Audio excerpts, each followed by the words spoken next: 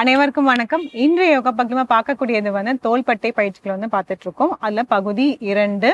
கடந்த பகுதியில ஒரு 3 சுலபமான பயிற்சிகளை பார்த்தோம். அதே மாதிரி இதுவும் பண்ணலாம். அந்த பகுதியில சொன்ன மாதிரியே தான் உட்கார்ந்த நிலையிலும் பண்ணலாம், இல்லை நின்ற நிலையிலுமே பண்ணலாம். இப்போ பயிற்சி 1. இதுல என்ன பண்றோம்னா, கைகள் நேரா நீட்டிட்டு கைகள் விரல்ல மூடுறதுனால மூடிக்கலாம். மூடிட்டு நல்லா இப்படி பண்ணணும். ரொம்ப வேகமும் இல்லாம ரொம்ப பொறுமையும் இல்லாம இப்படி செய்யணும். இப்போ இந்த மாதிரி பண்ணும் போது இந்த இடத்துல நல்லாவே அந்த தளர்வு வரும்.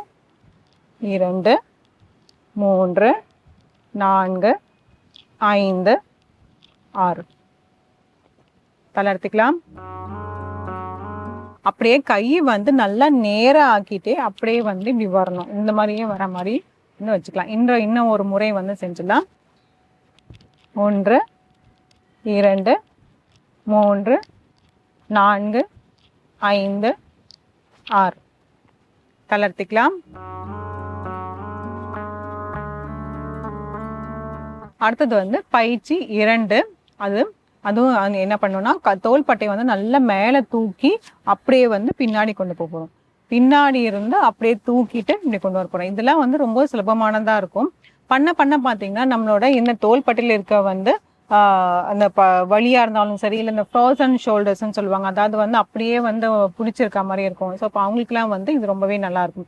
இதை நிறைய டைம் பண்ணிட்டே இருக்கணும். இப்போ நம்ம ஒரு 6 முறை பண்ணோம், நம்ம 10 முறை பண்ணிட்டு மறுபடியும் ஒரு ரிலாக்ஸ் எடுத்துட்டு மறுபடியும் ஒரு 10 முறை, மறுபடியும் ஒரு ரிலாக்ஸ் பண்ணிட்டு மறுபடியும் ஒரு 10 முறை, இந்த மாதிரி ஒரு 3 செட்டாக பண்ணிட்டே இருக்கும்போது பார்த்தீங்கன்னா பலன்கள் ஜாஸ்தியாக இருக்கும்.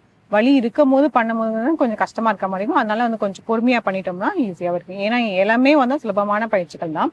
இப்போ அதே பயிற்சி 2ல தோள்பட்டை தூக்கிட்டு அப்படியே நல்லா இப்படி பின்னோக்கி இப்படி போகணும்.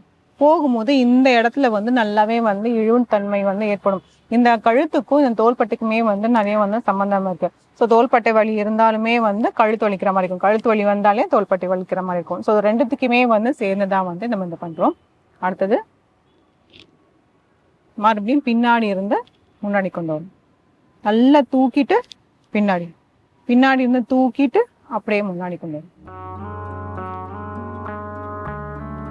3 4 5 6 தளர்த்திக்கலாம்.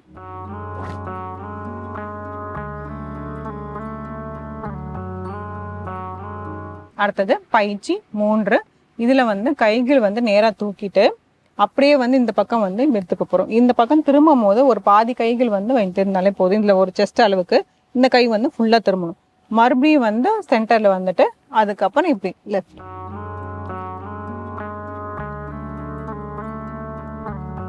இதே மாதிரியே செஞ்சுட்டே இருக்கணும். ஒரு இடது ஒரு வலது வந்தா ஒரு கவுண்ட் அப்படிங்கிற மாதிரி நம்ம வச்சுக்கணும். அதே மாதிரி ஒரு 10 முறை செய்யற மாதிரி இருக்கும்.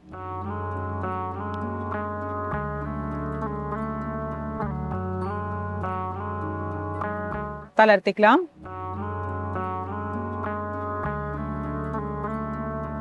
பயிற்சி 1ல இந்த மாதிரி பண்ணும்போது பாத்தீங்கன்னா இந்த இடத்துல தோள்பட்டை ஷோல்டர் மொபிலிட்டின்னு சொல்லுவாங்க, அது நல்லாவே இம்ப்ரூவ் ஆகும். பயிற்சி 2ல தோள்பட்டை இப்படி தூக்கி இப்படி இறக்குறதுனால பார்க்கும்போது பாத்தீங்கன்னா நம்மளோட இந்த ஸ்கால்புலாங்கிறது பின்னாடி இன்னொரு ஒரு எலும்பு இருக்கு இல்லையா, இந்த 2 பக்கத்துல, அதுக்கு ரொம்பவே நல்லா மொபிலிட்டி இன்க்ரீஸ் ஆகும். இந்த மாதிரி இன்க்ரீஸ் ஆகுறதுனால பாத்தீங்கன்னா இந்த பெயின்ல ரொம்பவே நல்லாவே குறைஞ்சிரும். அடுத்த பயிற்சி 3ல இப்படி பண்ணும் போது பார்த்தோம்னா கைகள் நல்லா பின்னோக்கி போதும். இப்போ சில பேருக்கு ஓரளவுக்கு இவ்வளவுதான் வருது, பண்ண முடியல, ஃபுல்லா முழுமையா அப்படி திரும்ப முடியலனாலும் பரவாயில்ல, பாதி அளவுக்கு வந்தாலே ஓகே தான். போற அளவுக்கு நல்லா திரும்பிக்கலாம். இதுல இன்னொரு பலன் என்ன அப்படின்னு பாத்தீங்கன்னா, நம்மளோட ட்விஸ்டிங் நடக்கும். ட்விஸ்டிங் நடக்கும்போது என்ன ஆகும்னா நம்மளோட இந்த இடுப்பு பகுதிக்குமே ரொம்பவே நல்லதா இருக்கும். ஸோ இந்த தோள்பட்டை பயிற்சிகளுக்கு செய்யும் போதே அப்படியே நம்மளோட அந்த அப்பர் பாடின்னு சொல்லக்கூடிய எல்லாத்துக்குமே பலன்கள் ஜாஸ்தியா இருக்கும்.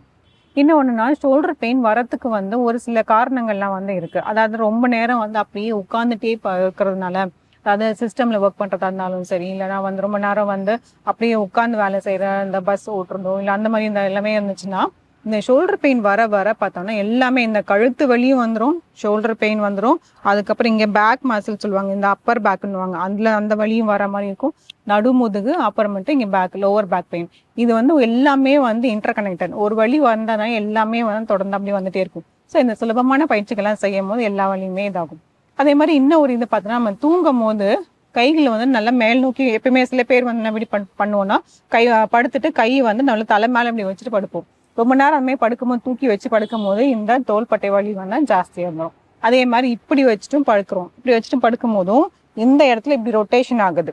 நம்ம இப்படி இருந்தாலுமே நல்லா இருக்கும். நம்ம இந்த இடத்துல இப்படி ரொட்டேட் ஆகிட்டே வந்து நம்ம ரொம்ப நேரம் இப்படி படுத்துட்டு இருக்கிறதுனால வந்து தோள்பட்டை வலி வரத்துக்கு வந்து நிறையவே சான்ஸ் இருக்கு.